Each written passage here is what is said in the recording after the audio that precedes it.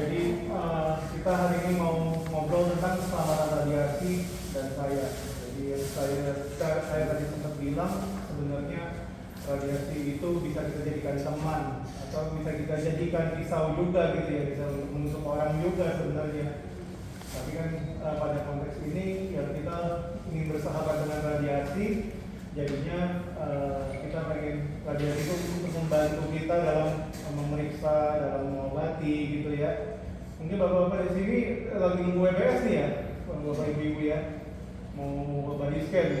Jadi yang kemarin sudah minum obat, saat ini badannya mengeluarkan radiasi nih. Itu apakah berbahaya? Mungkin sudah pernah dijelasin kemarin. Kalau untuk dewasa toleransinya sangat besar gitu ya, meskipun untuk anak-anak sama ibu berbahaya. Ibu hamil. Tadi yang sudah kita bilang, apakah sebenarnya radiasi itu apa sih gitu ya? Radiasi itu seperti pancaran yang kita bisa tangkap. Kalau untuk yang di nuklir ini ya, radiasi ini kan kita kasih obat radioaktif. Bapak Ibu mengeluarkan radiasi, kita tangkap pakai gamma kamera. Kalau di bawah yang memeriksa ronsen, CT scan gitu ya, kita menggunakan radiasi, kita tembakkan. Habis itu nanti kita ambil datanya untuk kita jadikan gambar gitu ya, kita format jadi gambar. Jadi radiasi itu ya seperti itu, kita menggunakannya dalam berbagai macam hal. Kalau dalam radiologi kita menggunakan sebagai alat untuk menghasilkan gambar dari bagian dalam tubuh ibu bapak yang harusnya berada dari luar gitu ya. Tapi kalau di nuklir kita bisa menggunakan radiasi ini juga sebagai obat. Caranya gimana? Misalkan kalau mungkin bapak ibu pernah dengar terapi ablasi. Terapi ablasi itu kita menggunakan radioaktif yang memancarkan radiasi. Kita targetkan ke sel-sel tertentu agar sel-selnya itu mati gitu ya. Jadi seperti yang tadi kita bilang, kita bisa menjadikan radiasi itu sebagai teman, kita bisa jadikan sebagai alat kayak pisau, sama kayak di bedah gitu kan ya. Bedah kita bukan pakai pisau, kita pakai radioaktif yang mengeluarkan radiasi gitu. Jadi kegunaannya sangat banyak, tapi bisa juga menjadi berbahaya. Jadi kalau dalam dosis tinggi terkena langsung lebih lama paparannya gitu ya, itu bisa menjadikan kayak kanker, bisa mual, bisa segala macam banyak bahaya-bahayanya. Nah ini tadi sudah kita lihat, ini contohnya tadi ibu bapak kalau mungkin pernah ke bawah ada mesin ronsen. Kalau ini mungkin yang sering lihat di mall atau di airport kali ya mesinnya. Ini buat melihat dalam barang-barang kita ada apaan sih gitu. Jadi radiasi banyak banget di dalamnya. Nah ini juga, ini mungkin zaman perang, zaman sekarang mungkin udah nggak ada ya. Insya Allah nggak ada lagi ke depannya. Ini zaman perang ada mungkin namanya bom nuklir. Itu juga menggunakan radioaktif yang sangat berbahaya, bisa memusnahkan satu kota ya. Kalau dulu Hiroshima sama Nagasaki itu zaman perang. Terus ya kalau dalam cerita-cerita bisa bikin hutan ya. Mungkin bapak-bapak ibu mana dikasih obat radioaktif, bisa mungkin bisa jadi bot atau bisa jadi Spiderman. Tapi itu dalam cerita-cerita aja katanya. Belum pernah ada pasien kita yang mengaku, dok saya balik-balik jadi Spiderman ternyata. Wah, kayaknya keren banget ya.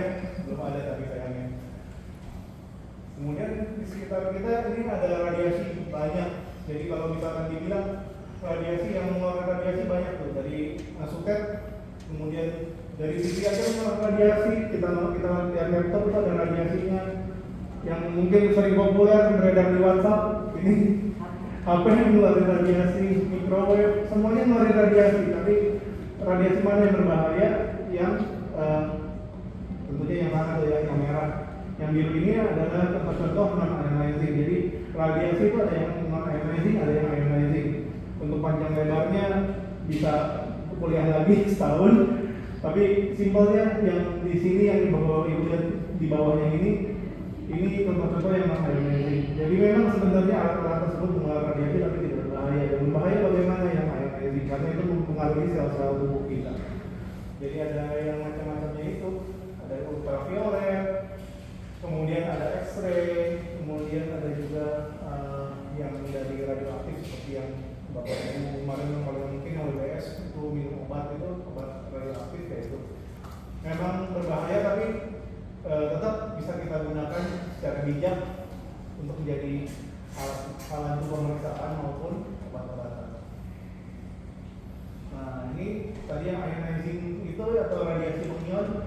banyak sumbernya, jadi ada yang dari paling besar ini bisa lihat dari radiometer teror itu, ini kita mungkin abaikan aja yang sehari-hari sering ketemu, ada dari CT scan, kemudian dari radiologi nuklir ini, kemudian dari fluoroskopi. Yang sisa-sisanya itu ada 0,1% dari industrial, kemudian yang lain-lainnya itu sebenarnya banyak kayak pancaran matahari pun itu radiasi juga sebenarnya. Tapi ya itu kembali itu kan tidak bisa kita hindari gitu ya. Mungkin kita bisa pakai kayak macamnya sunscreen kalau zaman sekarang mungkin lagi ngetren.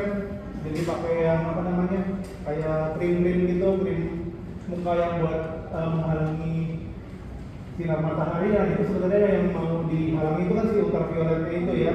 Kalau kita lihat di sini ultraviolet termasuk salah satu radiasi hijauan. Makanya itu disarankan pakai sunscreen karena kayak gitu. Itu salah satu pencegahannya. Tapi ada radiasi alam yang si radiometer itu yang memang tidak bisa dihindari lagi. Gitu ya, itu memang radiasi dari matahari dari luar angkasa lah, kita tidak bisa menghindari, kita masih kena.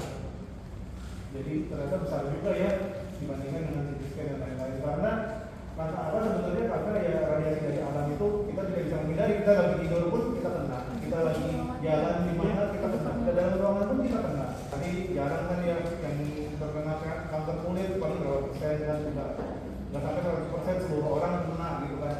Jadi ternyata tidak berbahaya gitu. Nah kalau di rumah sakit radiasinya apa aja? Ini dari instalasi kita ya, yang ada di radiologi RSCM ini. Kita punya mesin X-ray, kita punya mesin fluoroskopi. Kalau mungkin pernah periksa, ada yang pernah periksa histeroplazmografi, ada yang pernah periksa barium, itu menggunakan fluoroskopi. Moga-moga bapak-bapak ibu semua di sini sehat sehingga tidak memerlukan pemeriksaan itu ya. Ada mungkin pernah CT scan juga, kemudian ada juga ini yang sering kita dengar cuci otak gitu-gitu ya, itu DSA. Kemudian ada kedokteran nuklir yang bapak-bapak ibu sekarang di tempat ini, dan juga ada radioterapi. Semuanya menggunakan radiasi. Tapi kenapa tetap pasien dikirim ke sana meskipun kedengarannya bahaya, karena yang dibutuhkan gitu ya. Sebagian besar ini dibutuhkan untuk imaging, atau kita mau tahu gambarnya, kita baca, kita kasih balik ke poli yang mengirim bapak ibu gitu. Tapi ada juga yang bisa untuk mengobati, contohnya di kedokteran nuklir dan juga radioterapi. Itu khususnya untuk mengobati dengan menggunakan radiasi, dengan utilisasi radiasi gitu. Contohnya ya salah satunya ablasi. Kalau kita nanti akan menggunakan ablasi. Kemudian, nah ini contoh-contoh dosis radiasi yang kita kerjakan dari pemeriksaan yang kita kerjakan. Jadi sebenarnya kita tuh dosis yang kita berikan yang itu berbeda-beda untuk setiap pasiennya. Contohnya mungkin kalau ibu yang agak kurus dibandingkan dengan saya, tentunya membutuhkan dosis radiasi yang lebih besar untuk foto yang sama, misalnya foto toraks. Tapi kalau foto perut ya perutnya tebel nih, jadinya perlu radiasi yang lebih banyak. Kalau misalkan bapak atau mungkin bapak yang berat badannya optimal nih ya, bapak yang di pojok kanan depan itu di foto perutnya hanya membutuhkan radiasi misalkan kita anggap 50 ya. Kalau saya di foto dengan 50, gambar yang keluar putih semua, cuma lemaknya doang yang foto gitu. Jadi harus membutuhkan dosis yang lebih, misalkan 100 gitu. Nah, kenapa dosisnya berbeda-beda ya? Karena tadi itu ada usia, ukuran tubuh. Kemudian kita juga punya protokol-protokol pemeriksaan yang dikerjakan oleh radiografernya. Dan yang mungkin aja kan kayak fotonya jelek, diulang lagi gitu kan, otomatis radiasinya kedua. Nah, makanya itu kita dosis radiasi yang kita berikan harus sangat berhati-hati. Kita sangat berhati-hati memberikan dosisnya. Kita sangat berhati-hati dalam melakukan pemeriksaan agar sebenarnya pemeriksaan itu sekali jalan jadi gitu, tidak perlu diulang, dan memberikan dosis radiasi yang tidak jadi sekecil apapun itu. Jadi kalau bapak ibu tertarik boleh dibaca, tapi saya rasa tidak terlalu bermakna ya dibaca juga. Tapi ya itulah, pemeriksaan organ yang berbeda akan memberikan dosis radiasi yang berbeda. Nah, ini tadi yang tadi berbahaya kalau tergantung dengan intensitas dan lama pajangannya dan juga sensitivitas gitu. Nah, contohnya intensitas dan lama pajangan itu misalkan ya di sini contohnya lumayan ini ya lumayan ekstrim, korban bom atom, kecelakaan reaktor nuklir. Itu misalkan ada reaktor nuklir di mana meledak di Jakarta, saya nggak tahu di mana ya, kayaknya Jakarta daerah selatan mungkin ya, selatan atau timur gitu saya lupa. Nah itu kalau misalnya meledak satu Jakarta itu bisa jadi ini jadi berradiasi semua gitu kan ya, otomatis selama pajangan dan intensitasnya kan akan bertambah. Jadinya bisa jadi berbahaya, bahayanya gimana ya, bisa jadi cacat tubuh, bisa jadi kanker, bahaya yang instannya bisa mual-muntah terus-terusan, bisa pendarahan, macam-macam bahayanya. Jadi ya kita tahu jamnya bagaimana itu waktu ada bom nuklir itu, zaman-zaman perang dunia dulu ya, moga-moga perang dunia tidak terjadi lagi. Nah, kalau radiasi pemeriksaan diagnosis itu bahaya nggak sih sebenarnya? Ya kalau dibandingkan yang atasnya kecil banget ya dosisnya. Kalau bom atom kan memang ditujukannya untuk membunuh gitu ya. Kalau ini kan kita ya kalau ngapain kita bunuh pasien gitu kan, kita kan maunya pasien selalu sehat gitu ya. Ya pasti tentunya sudah di-adjust, sudah diatur, dan memang yang dibutuhkan sangat-sangat kecil. Alatnya sendiri juga punya namanya safety. Jadi kalau sudah melebihi dosis tertentu, biasanya alatnya mati sendiri. Gitu. Jadinya dia pun sudah ada aturan-aturannya. Itu kalau untuk psikolog. Kalau untuk di nuklir bagaimana? Di nuklir ya dosis obat yang kita berikan juga sudah diukur pada saat dimasak di hot lab, juga sudah dipastikan dosis radiasi itu sesuai untuk pemeriksaan maupun terapi yang akan Bapak Ibu jalani. Gitu. Jadinya apakah berbahaya? Ya bisa menjadi bahaya atau juga tidak menjadi bahaya. Menjadi bahaya ya bagaimana? Mungkin kalau yang di sini ikut mau periksa WBS hari Rabu kemarin udah dengar ceritanya juga ya, ceritanya bahaya bagi anak-anak, kemudian yang ibu-ibu sedang mengandung dan juga yang sedang menyusui gitu. Jadi bahayanya kembali tergantung pada usia dan jenis kelaminnya. Kenapa jenis kelamin juga berpengaruh? Karena ada organ-organ tertentu itu bisa dibaca, ada tiroid, kemudian organ reproduksi dan juga janin. Itu yang organ-organ itu yang sebenarnya lebih sensitif dalam menyerap radiasi gitu. Jadi makanya tadi untuk pemeriksaan ini bisa dilihat dosisnya sangat bervariasi itu, kita nggak bisa sembarangan ngasih. Jadi radiografer juga harus mengukur lagi setiap kali itu, tidak sembarangan ngasih dosis karena ada beberapa organ tertentu yang lebih sensitif gitu dalam menyerap radiasi. Sensitifnya itu sebenarnya kayak gimana? Menyerap radiasi, kemudian lebih gampang untuk lebih volatil, kita bilangnya lebih mudah atau lebih galau. Anak sekarang bilang lebih galau, jadi gampang berubah. Jadinya kalau misalkan terkena radiasi, kalau misalkan sel itu berubah, sel itu akan rusak gitu kan. Antara pertumbuhan yang berkembang dia lebih cepat, lebih banyak, seperti yang kita kenal dengan kanker. Tapi bisa juga malah mati aja gitu. Normalnya biasanya selnya akan mati aja. Tapi yang berbahaya kan ketika dia berkembang menjadi suatu keganasan. Nah, kalau ALARA ini kita menggunakan radiasi as low as radiologi aktif kalau nggak salah itu. Jadi intinya sih sebenarnya serendah-rendah mungkin dosisnya kita berikan.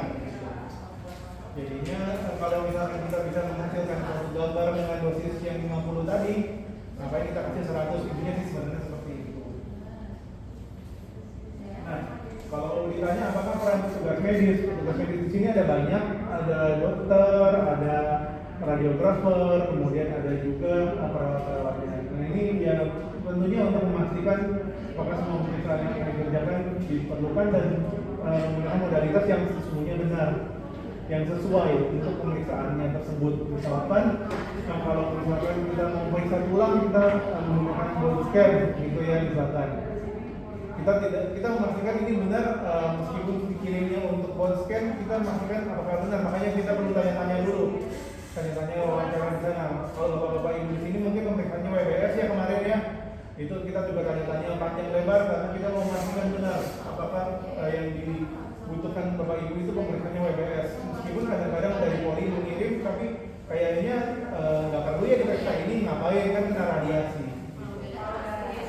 Nah, pemeriksaan ini juga kita pastikan menggunakan protokol yang disesuaikan dengan pasien dan minimalisir dosis dan tanpa mengurangi nilai diagnostiknya. Jadi tadi sudah dibilang kayak misalkan kayak saya, kayak bapak yang di pojok itu kita kasih dosis 50 dia bisa munculkan gambar yang bagus, tapi kalau kayak saya gini harus dikasih dosis 50 putih doang, lemak doang yang kelihatan. Nah itu kalau misalkan kayak gitu kan dosis minimalnya sebenarnya tidak tercapai gitu ya. Jadi pemeriksaan itu akan mubazir sia-sia. Selain listrik negara keluar, obat yang bukan obat zat untuk mengeluarkan radiasinya juga terbuang, saya juga terkena radiasi, kan sia-sia jadinya. Nah itu sudah dipastikan semuanya dengan protokol-protokol yang ada gitu. Kemudian dosis radiasi yang digunakan juga dicatat. Kalau kita bapak ibu-ibu lihat foto ronsen itu sebenarnya di antara di kanan bawah atau kiri bawah itu ada dosis radiasinya berapa kV yang digunakan itu. Gitu. Nah kita juga ada monitoring internal dan eksternal. Jadi ada badan-badan yang memonitor langsung, mengaudit langsung apakah pemeriksaan-pemeriksaan yang dilakukan di sini itu sebetulnya sudah layak atau tidak untuk dilanjutkan, atau apakah ada yang mesti dirubah untuk kedepannya agar pasien lebih aman gitu. Nah, apa yang bisa Bapak Ibu lakukan? Ya tentunya pertama memastikan nama pemeriksaannya, apakah perlu dilakukan itu pada saat mungkin kunjungan di Polri, dan saat kita tanya makanya kita selalu seringkali bertanya Bapak mau periksa apa, itu kita pengen tahu juga sebenarnya meskipun di situ udah ada tulisannya tuh. Misalnya Bapak mau periksa WBS, kita tetap tanya lagi untuk konfirmasi apakah sebenarnya benar ini pemeriksaan yang perlu Bapak Ibu lakukan. Kemudian tentunya ya kalau melakukan ya di fasilitas yang tersertifikasi. Kalau ya tadi baiknya selalu memastikan bahwa fasilitas yang tempat Bapak Ibu melakukan pemeriksaan meskipun bukan di RSCM misalkan itu sudah tersertifikasi oleh badan-badan yang berkewenangan. Kemudian jika bapak-bapak mungkin hamil ya, kalau ibu-ibu mungkin hamil meskipun kadang-kadang umurnya udah agak-agak tua masih ada kemungkinan hamil bahwa nah memastikan bahwa saya sudah dalam kondisi hamil gitu. Kalau misalkan bapak-bapak ya teman istrinya periksa memastikan istrinya sedang tidak dalam kondisi hamil atau anaknya misalnya. Jadi kalau misalkan ada kondisi hamil beritahu petugas. Karena kalau misalkan bahkan bukan di nuklir aja ya, di ronsen pun kalau misalkan pasiennya hamil kita selalu tanyakan hamilnya trimester keberapa, trimester pertama, kedua atau ketiga. Kalau pertama atau kedua kita selalu ragu, kita tanyakan lagi apakah ini pemeriksaan sangat penting untuk dilakukan. Kalau trimester ketiga pun kita tidak mau ambil resiko, kita kasih proteksi biasanya begitu. Kemudian juga perlu untuk mengikuti instruksi petugas selama pemeriksaan. Kalau di sini saya sudah yakin Pak Ibu biasanya pasti akan mengikuti instruksi petugas selama pemeriksaan, karena ya bukan, tapi tidak boleh karena ya udah deh saya pasrah aja ikut aja gitu. Tapi karena tahu kenapa harus kita mengikuti instruksi petugas gitu ya. Kalau tidak yakin boleh tanyakan ke petugasnya, nggak apa-apa. Kita akan dengan itu jawab. Kemudian untuk pemeriksaan radiologi kami sarankan untuk simpan terus, dibawa-bawa terus selama kontrol manapun, ke poli-poli manapun, ya fungsinya untuk menghindari pengulangan. Misalkan Bapak Ibu pernah diperiksa CT scan di rumah sakit luar gitu ya, dan hasilnya ada, kita lihat hasilnya layak baca dan hasilnya cukup masih representatif, misalkan baru 2 bulan yang lalu gitu, kan tidak akan berubah banyak meskipun diperiksa hari ini juga gitu. Kita tidak akan menyarankan untuk melakukan pemeriksaan ulang gitu. Jadinya Bapak Ibu menghindari pengulangan pemeriksaan dan menghindari terkena radiasi berlebih. Intinya seperti itu. Makanya hasil pemeriksaan radiologi kita sebenarnya bisa aja keluarkan lagi, tapi lebih baik untuk disimpan saja dengan baik agar kalau misalkan Bapak Ibu berobat ke Polri dibawa semua hasilnya, mereka langsung tahu Bapak Ibu sudah pernah meriksa pemeriksaannya tersebut, jadi tidak akan diorder lagi. Pertama menghindari keluar waktu lebih lama, kalau misalkan di rumah sakit lain yang menghindari keluar biaya tambahan, dan tentunya menghindari pengulangan pemeriksaan dan radiasi berlebihan yang tidak penting gitu ya. Nah, informasi lebih lanjut kalau aja sih ini di foto, kalau tertarik baca, ini ada dari Badan Tenaga Nuklir Nasional atau BATN. Kalau yang internasionalnya ada IAEA, International Atomic Energy Agency. Kemudian ada juga ini situs tambahan radiologi info. Ini buat pasien biasanya bisa baca-baca pemeriksaan apa sih yang penting buat saya, atau bagaimana keamanan radiasi untuk saya, itu bisa dibaca di sini. Nah,